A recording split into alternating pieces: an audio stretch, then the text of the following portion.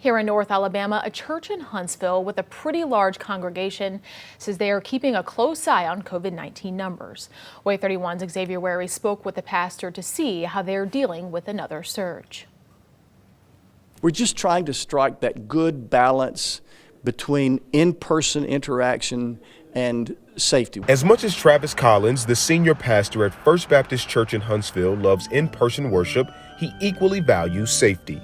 We believe we have a God-given need to be together. We also believe we have a God-given brain to think sensibly, reasonably, and that's the balance that we're trying to strike. Collins and his team are keeping an eye on the once again rising COVID-19 numbers and listening to updates from health officials. Right now, we're just watching. We have a team of folks that includes church leaders and 2 doctors that help us decide on proper protocols. So right now, we're just recommending masks and watching. Collins says he also looks at how those rising numbers impact healthcare workers. My wife is a nurse, our daughter is a nurse, so I have a tender spot in my heart for nurses.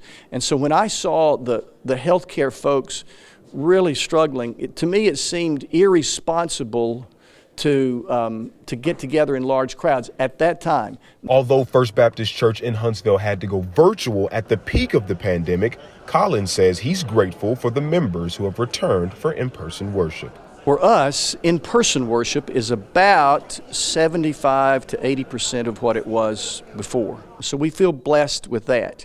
Now, Collins tells me that most of his church members are vaccinated as well as boosted, but he also asks that people just be a little bit more patient with leaders as they try to make decisions during these difficult times. However, he did say he's extremely grateful for how gracious his church members have been toward him during the pandemic.